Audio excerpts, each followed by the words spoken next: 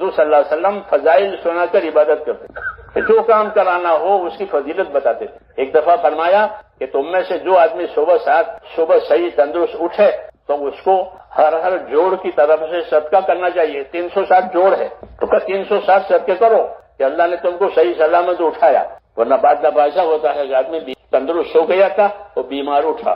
حضرت علی فرماتے تھے کہ بیماری اور غریبی اچانک آتی ہے، بیماری اور غریبی اچانک آتی ہے، پوچھ کے نہیں آتی۔ جی ہاں، ہمارے ایک دوست ہے مکے میں، میرے ساتھ لمبا وقت لگا، امریکہ میں سال لگایا۔ میں جب مکے گیا تو میں نے پوچھا ماتوک کچھ کرنا، ماتوک نہیں ہے کہ ماتوک تو بیمار ہے۔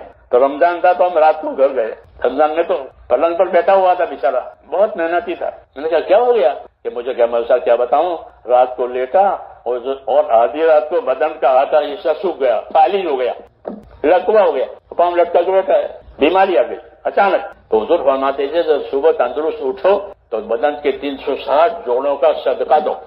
اور روز 360 جوڑ کا صدقہ ہم غریب لوگ کہاں سے لائیں گے، اس کا شکریہ کیسے ادا ہو؟ فرمایا اچھا نہیں ادا کر سکتے تو 2 رکعت نماز چاٹ پڑھ لیا کرو، 2 رکعت نماز چاٹ پڑھ لیا کرو، 2 رکعت نماز چاٹ پڑھ لو گے تو 360 جوڑ جو تندرست رہے ہیں اس کا شکریہ ادا ہو جائے گا۔ اس چاش کی فضیلت ہے، یہ فضیلت ہے۔ یہ چاش کی نماز پڑھو گے تو بدن کی تندرستی کا شکریہ ادا ہوگا، اور اللہ کی عادت ہے کہ جو شکر کرے گا اس کو زیادہ دے گا۔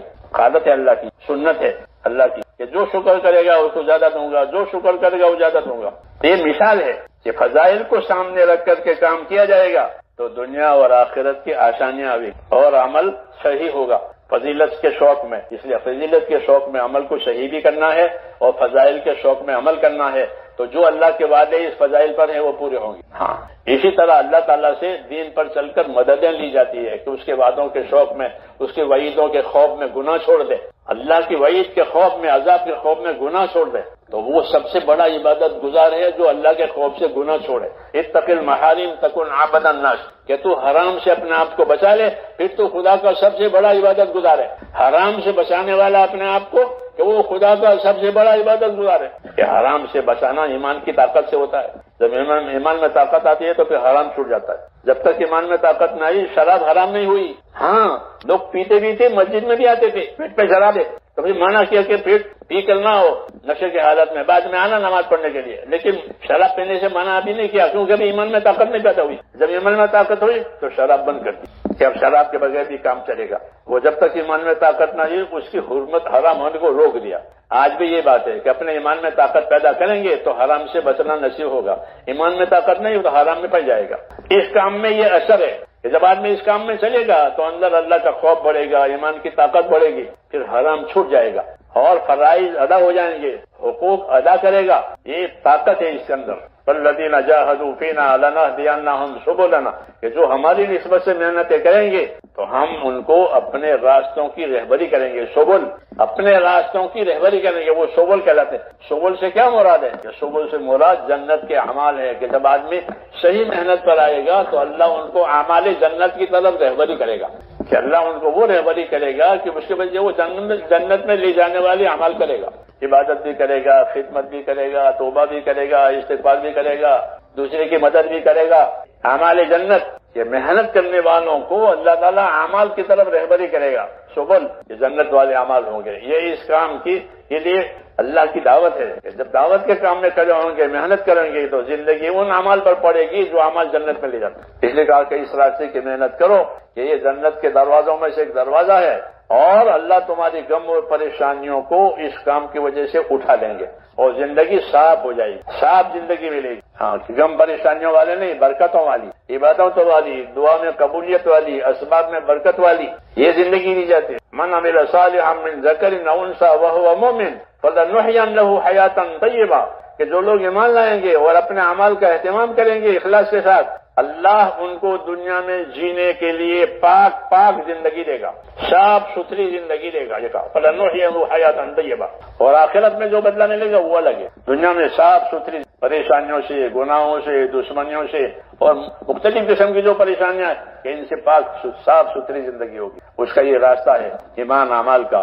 اس لیے میرے دوستوں کہتے ہیں کہ اللہ تعالیٰ نے ہمیں یہ نعمت دی ہے، اور یہ اس لیے نہیں دی ہے کہ بھئی سن کے چھوڑ دے، کہ سنا اور چھوڑ دیا، تو گانا کہ گانا لوگ سن کے چھوڑ دیتے ہیں، یہ کیا گانا گا رہا ہے؟ ایسا نہیں ہے، یہ گانا نہیں ہے۔ اللہ نے نبیوں کو گانا نہیں سکھایا، شعر نہیں سکھایا، ہاں بلکہ دین دیا ہے۔ اس لیے دین اپنی زندگیوں میں لانا ضروری ہے۔ جیسے دوا کا بدن میں جانا ضروری ہے، بدن میں دوا نہیں جائے گی تو کیسا فائدہ ہوگا؟ ایسے دین زندگیوں میں نہیں آئے گا تو کیسا فائدہ ہوگا؟ یہ فرماتے تھے حضرت جی کہ جس طرح دوا کا بدن میں جانا ضروری ہے، آنکھ کی دوا آنکھ کے لیے، کان کی دوا کان کے لیے، تو فائدہ ہوگا۔ اس طرح دین کہ دین زندگی میں آوے، دین زندگی میں آوے تو پھر جس کام میں بھی لگے گا اس کام کا دین ہوگا اس کے پاس، کیونکہ اس کی زندگی میں دین ہے۔ اس لیے میرے بھائیوں، اپنی زندگیوں میں دین لانے کے لیے ایک محنت دی ہے ہم کو کہ اس محنت کو پڑھیں گے تو زندگیوں میں دین آئے گا، دین کی فکر آئے گی، پھر دین سیکھے گا، دین پوچھے گا۔ ہاں اب تو سیکھنے پوچھنے کا رواج ہی نہیں ہو گیا، ختم ہو گیا ہے۔ یہ بڑا نقصان ہے کہ نہیں، دین کی باتیں سیکھو، پوچھو، جیسے دنیا کی باتیں پوچھتے ہو سیکھتے ہو ایسے دین کی باتیں پوچھو۔ فَاسْأَلُوا أَهْلَ الذِّكْرِ إِن كُنتُمْ لَا تَعْلَمُونَ، جاننے والوں سے پوچھا کرو اگر تم نہیں جانتے ہو تو۔ یہ کہا پریشان ہونے کی ضرورت نہیں ہے، پوچھ کے صلاح کرو۔ حدیث میں کہ پریشان ہونے کی کیا ضرورت ہے کہ پریشان ہو، بلکہ مسافر پوچھے پوسٹ آفس کہاں ہے، ریلوے اسٹیشن کہاں ہے، بس اڈا کہاں ہے، تو لوگ نہیں بتائیں گے اس کو؟ پوچھنے والے کو بتانے والے ملتے ہیں، قاعدہ ہے دنیا کا۔ تو ہم دین پوچھیں گے تو پھر دین بتانے والے ملیں گے۔ اس لیے دین پوچھنے والے بنے، دین یاد کرنے والے بنے، دین پر چلنے والے بنے۔ اسی کے لیے اللہ تعالیٰ نے ہم کو زندگی دی ہے۔ ہماری زندگی دین کے لیے ہے اور ہم آخرت کے لیے ہے۔ یہ پیغام ہے کہ اللہ تعالیٰ نے تم کو آخرت کے لیے پیدا کیا ہے، تو آخرت میں دین لے کر کے جانا ہے، بے دینی کے ساتھ نہیں، دین لے کر آخرت میں جانا ہے۔ اس کا یہ طریقہ ہے۔ اس لیے یہ کہتے ہیں کہ اللہ تعالیٰ نے ہمیں یہ نعمت دی ہے، اس کا شکر یہ ہے کہ اپنے آپ کو اس کام کے لیے تیار کریں۔ تو آپ حضرات نیت کریں کہ انشاءاللہ یہ کرنا ہے۔ تیار ہیں اس کے لیے؟ کیوں بھائی، آپ تیار ہیں نا اس کے لیے کہ اس کی نیت کرو؟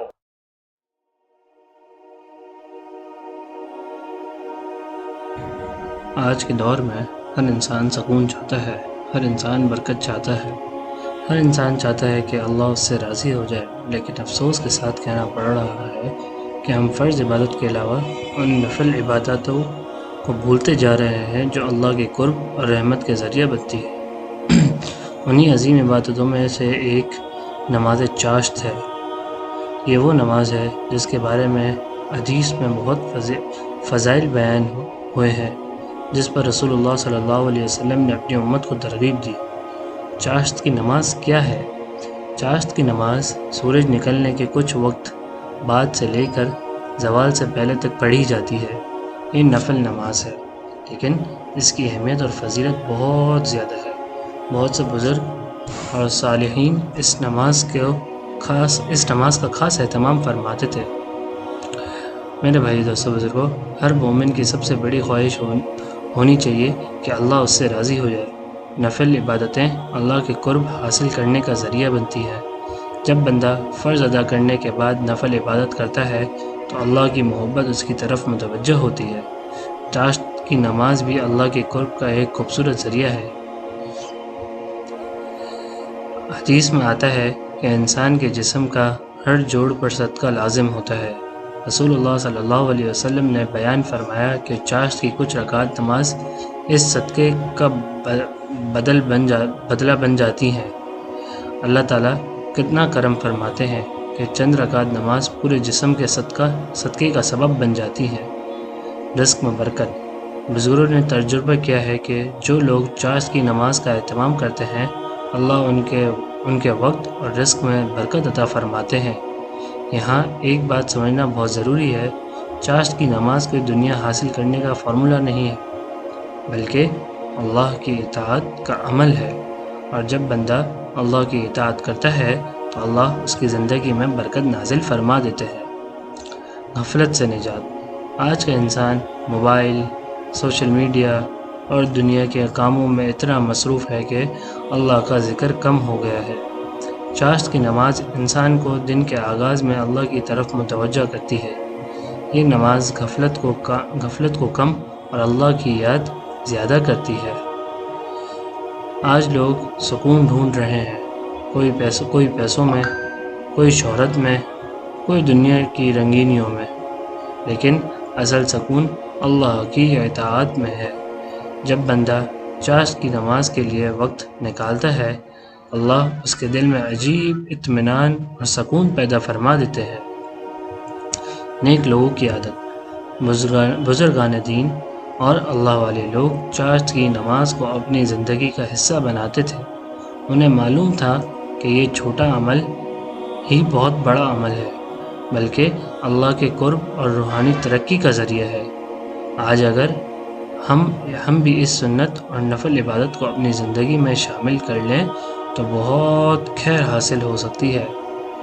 صبح جب انسان اٹھتا ہے اور اللہ کی دی ہوئی صحت، زندگی اور نعمتوں کو دیکھ کر چاشت کی نماز ادا کرتا ہے تو گویا اپنے رب کا شکر ادا کرتا ہے۔ شکر کرنے والوں سے اللہ بہت محبت فرماتے ہیں اور شکر نعمتوں کو بڑھاتا ہے۔ چاشت کی نماز اور گناہوں کی معافی۔ اللہ تعالیٰ بہت غفور الرحیم ہے، بہت رحیم و کریم ہے، بہت ہی بلند مرتبے والا ہے۔ جب بندہ اخلاص کے ساتھ نفل عبادت کرتا ہے، اللہ اس کی طرف رحمت کے ساتھ متوجہ ہوتے ہیں۔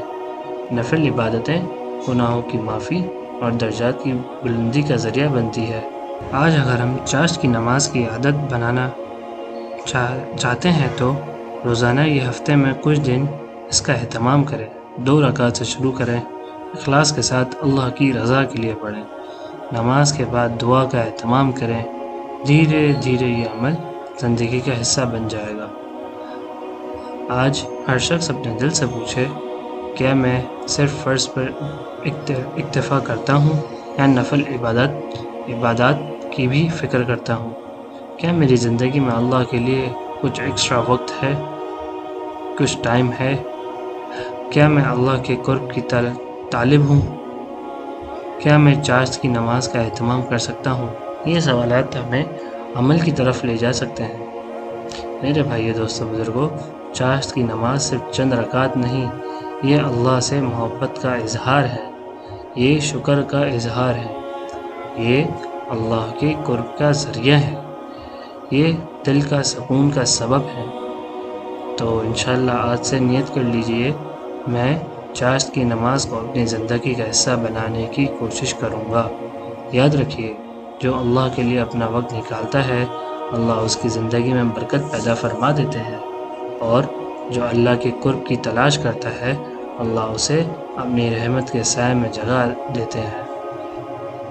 آخری میں بس یہی دعا ہے کہ یا اللہ ہمیں نمازوں کی محبت عطا فرما۔